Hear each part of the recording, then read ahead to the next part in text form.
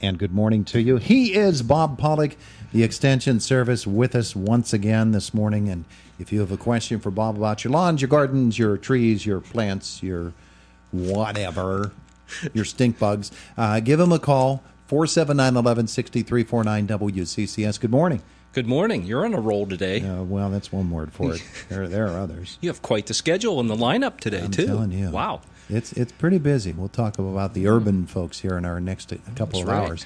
But you should. We want to focus upon other things here with you this morning, and included we had this conversation last week about the dead trees. And it's going to get harder and harder for people to see them now once the leaves start coming down. That's true. It's not as visible. So now's the time to get out there and take a look, isn't it? It is. Take some pictures. Yeah, that's a good idea. Just something to remind you that, hey, this is dead and this is alive. And if you forget where it is. Yeah, that's a good plan right there. Just take. Although those ash trees tend to decline fairly quickly, yes. so it's those you'll recognize because there's no bark on them either. Yeah, they're completely bald. But as you said earlier, as the weather pattern changes, if it ever does, and we maybe get snow, then that could bring down more. Normally, at this time of the year, the leaves have started to change much more than they have already. And is it because of the cool, rainy weather? Well, it's still September. Yeah. I mean, we're almost going to turn the page. But, I mean, normally we don't really get in. You'll have some early maples and things that'll start to turn color.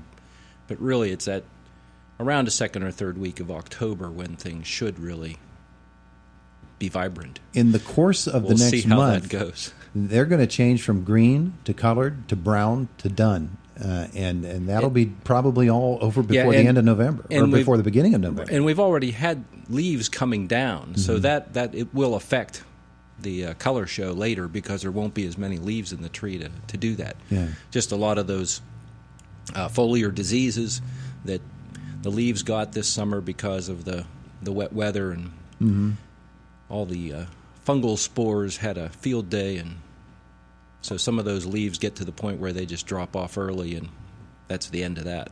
All of that stuff has been happening. Of course, folks are looking about their yards, trying to make their final preparations for winter.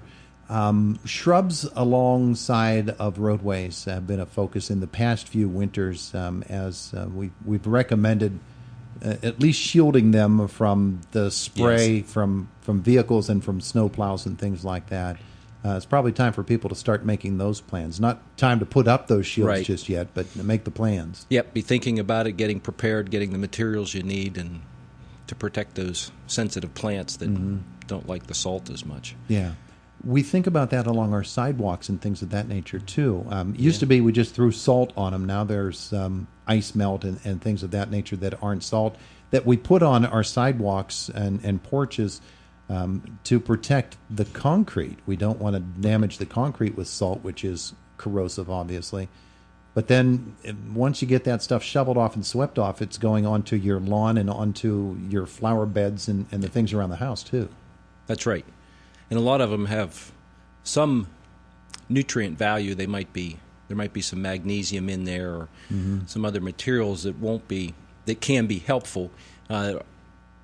Usually what happens, though, is we get more quantity on a small area. When you're shoveling snow, you only throw it so far. As far as you can. That's right. And sometimes not even that far. As far as you Just have to. get it off the sidewalk. Yeah. So that can concentrate those materials, and that's usually where we run into trouble, where we'll get excessive amounts or enough to cause burning on the foliage that's there, or even what we can't see on plant roots. As that percolates down into the soil and breaks down, that can cause burning on roots, and then we won't see that for a while. Yeah. Usually it'll be sometime during the next growing season. Those roots were damaged during the winter. They may not be affected much during the winter, but as things start to warm up in the spring, plant growth starts to resume. Then those kind of take their effect and kill the roots, and then eventually you'll see maybe a branch dying or some foliage turning brown and falling off. And what in the world caused that? Well, then you have to kind of search back and look at it to make sure narrow it down and figure out what really caused it. I want to throw something else at you here. A lot of folks are getting their gardens cleaned out now. Yes. And getting them ready for the winter. And we've talked about, how to ground cover to help that soil. One of the things is that in this state, you're not going to find very many gardens that are able to be put on flat ground. Everybody's yard is sloped in some way or another, and a lot of the gardens are too. When the soil eventually makes its way down to the bottom of the garden, you got to get that stuff back up there, get the good stuff back up there, because everything's concentrating down at the bottom. What's the best way to do that? Physically shoveling it back up there, or will the rototilling process help with that? Usually if it's on a slope, those gravitational forces and just how you work that soil, it'll slowly move down to where you get that build up at the bottom. Mm-hmm. Depending on the quantity that you have, it could be a good exercise. Depending on how much you have to shovel it back up the hill. Mm-hmm. If it's too much quantity, then we need some sort of tools or equipment to move that easier. Yeah. Whether it be a wheelbarrow and a shovel to move it up the hill, or we get a front end loader or the little something plow like blade that, or a yeah. plow blade or something like that to physically move that back up and put it in place. Yeah, but you want to do that. You want to Yes. get that soil back up to the top of the garden, because you're going to try to grow plants there, and you need the best nutrients. That's you right, can get. yeah. So obviously you're going to have less topsoil up at the top and an abundance at the bottom, and that just needs re-spread out over there.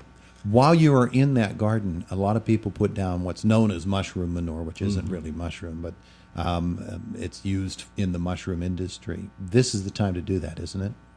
Yeah, you can for next year. Yes, you could put amendments on this fall. That's fine. Maybe if the soil dries out enough, lightly work that in would be fine. You could also just put it on there as a cover, depending on. You have to be careful with that mushroom compost material.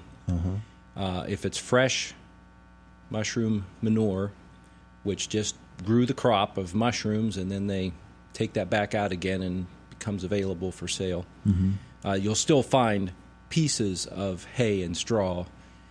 You can break it apart and you can still see some of those original components, things that went into it. Yes, components, nice word. So that you can put that on top, and hopefully that'll hold in place. If the ground's flat enough, you could just put a coating on there and let it go at that for this year, because it might help smother some winter germinating annuals, or some of those weeds like chickweed and some of those that come in during the winter months. You can essentially have a mulch on there. You could also add a little bit of leaf mold, or some of those leaves that fall down. You could put a little layer of that over top as well, and just let it there over winter, and then in the spring work that in. Okay.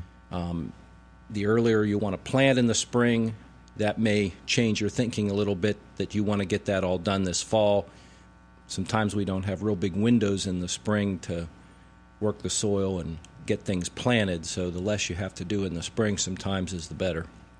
Yeah, that garden's going to stay pretty wet until at least mid-April or mid-May. Yes. The other thing I was going to say about that mushroom manure, the pH on that is very high. A lot of times it'll be pH of 8 or above. Usually for vegetable gardens, we want to have the pH between 6.2 and 6.8. So the people and it'll be all the way up at 8. So if you keep stacking that up on there and adding that constantly, you're going to adjust your pH to where you don't want it. And so what happens then? Well, your plants won't grow as well. Sometimes the fresher that is, you can actually cause burning of plant roots. We tend to see that more with flowers and things, where we'll just mix that into a flower bed, plant the flowers, and then they turn yellow and don't. So look do people so good. put lime down on top of the mushroom manure? Well, they might. Yeah. So you really don't want to do that, because that even makes it worse. Even makes it more alkaline. So that's. You can a little bit substitute lime because of the pH, if you're just trying to adjust the pH. Now, you won't get any calcium out of that, which lime has calcium, and depending on the source, can also have magnesium. Both those nutrients are important. That's why lime really is a a great value in most cases because you can add calcium, magnesium, adjust your pH, all with one material. Yeah. Not too many things can accomplish all three of those goals at the same time. Soil testing. So it goes back to soil testing to know what it is we're doing. And if you have a history of doing that or adding just one certain thing year after year, it's good to stop, check what the pH is, or do a complete soil test, get that done, and see where we are so that we know whether we're excessive on something or minimum on something, and we need to adjust that to get it in the right range. Yeah, that every year on October 1st, I do this to my garden. Yes. Don't just automatically do that. And sometimes it's add lime. Every year I add lime. You know, same thing to the yard. I just add lime. Well, after a while, you don't need to do that anymore. Yeah, okay. He is Bob Pollock from the Extension Service. Anybody needs to get in touch with him, of course, during the course of the week. You can do that at the Extension office there on Water Street. Right? Yep. 465-3880. There you go. That's a way to do it. Thank you, sir. It is. You're welcome. Thank you. Have a great weekend. The voice of Indiana County, WCCS AM 1160, 101.1 FM.